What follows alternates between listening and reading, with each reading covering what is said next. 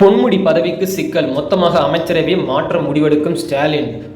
திமுக கோட்டையில் ஏற்பட்ட மிகவும் பரபரப்பான முடிவு. சீனியர் அமைச்சர்களின் பதவிகளை பறிக்கப்பட்டு அவர்களை கட்சி வேலைக்கு அனுப்பப்படலாம். அதற்கான யோசனையில் முதல்வர் ஸ்டாலின் இருக்கிறார் என கோட்டை வட்டார தகவல் வருகின்றனர். வரிசையாக மூத்த அமைச்சர்கள் வழக்குகளில் சிக்கி வரும் நிலையில் முதல்வர் ஸ்டாலின் இந்த திட்டத்தில் இருப்பதாக கூறப்படுகிறது. வருமானத்துக்கு அதிகமாக சொத்து சேர்த்த வழக்கில் அமைச்சர் பொன்முடி, அவரது மனைவி விசாலாட்சி ஆகியோரை விடுதலை செய்து சிறப்பு நீதிமன்றம் அளித்த தீர்ப்பை சென்னை உயர்நீதிமன்றம் ரத்து செய்தது. 2006 முதல் 2011 ஆண்டு வரையிலான திமுக ஆட்சியில் உயர் கல்வித்துறை அமைச்சராகவும் கனிம வளத்துறை அமைச்சராகவும் பதவி வைத்த அமைச்சர் பொன்முடி வருமானத்திற்கு அதிகமாக 1,75,00,000 ரூபாய் அளவிற்கு சொத்து சேர்த்துள்ளதாக லஞ்ச ஒழிப்புத்துறை தரப்பில் வழக்கு பதிவு செய்யப்பட்டது.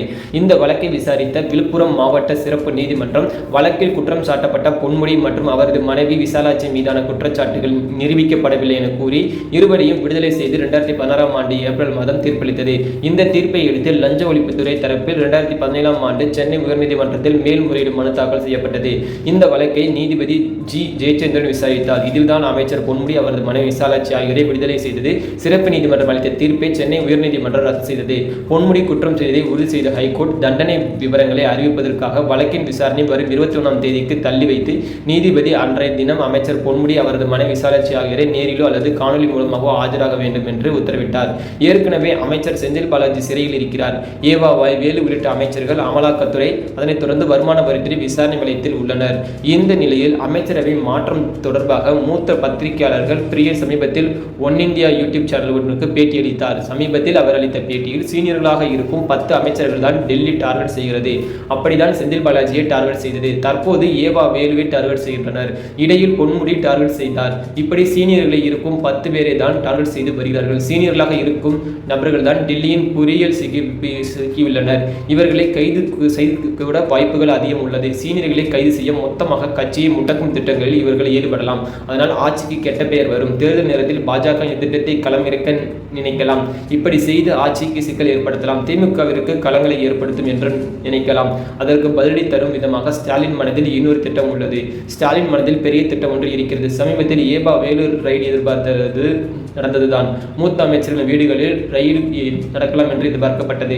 அவர்கள் கண்டிப்பாக இந்த ரயில்களில் தொடருவார்கள். அதாவது இந்த ரைடு பார்த்தீங்கன்னா கண்டினியூஷன் நடந்து கொண்டுதான் இருக்கும். இவர்கள் எல்லாம் திமுகவின் பண வங்கி. அவர்கள் திமுகவிற்கு பேங்க் போல செயல்பட்ட நபர்கள். அதனால் தான் இங்கே ரைடு நடத்துகிறார்கள். பாஜகவின் குறிகள் இவர்கள் தான். இவர்களின் எக்கட்டமாவது பணம் சம்பாதித்துள்ளார்கள் என்பதை மக்களிடம் கொண்டு செல்ல வேண்டும். அது மட்டும் இல்லாமல் மற்றபடி ரயில் மூலம் எதுவுமே நடக்காது. அதனைத் தொடர்ந்து திமுகவிற்கு பணம் செல்லக்கூடிய என்பதை மனதில் வைத்து பாஜக இந்த ரைடை ஏவி விட்டுள்ளது. இதற்கென பதிலடி கொடுக்கும் விதமில் ஸ்டாலின் திட்டத்தின்படி முதலில் இருக்கும் 10 சீனியர்களை பார்ட்டி வேலைக்கு இறக்க உள்ளார். தேர்தல் பணிகளை கொடுக்கலாம், மந்திரி பதவிகளை பறிக்கலாம், அவர்கள் கட்சிக்கு முன்னே கொண்டு வரலாம், இளம் நபர்களை அமைச்சர்களாக ஆக்கலாம், சீனியர்களுக்கு கட்சியில் முன்னுரிமை அளிக்கலாம்.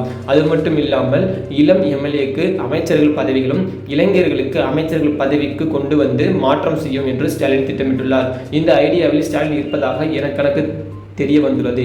பாஜகவிற்கு பதிலடி கொடுக்க ஸ்டாலின் இந்த திட்டத்தில் இருப்பதாக மூத்த பத்திரிகையாளர்கள் தெரிவிக்கின்றனர். இதே மாதிரி அரசியலுக்குரிய உண்மையான தகவலை மட்டும் தெரிஞ்சு கொள்ள எப்போதுமே நம்ம சேனல் இணைந்திருங்கள். அனைவருக்கும் நன்றி, வணக்கம்.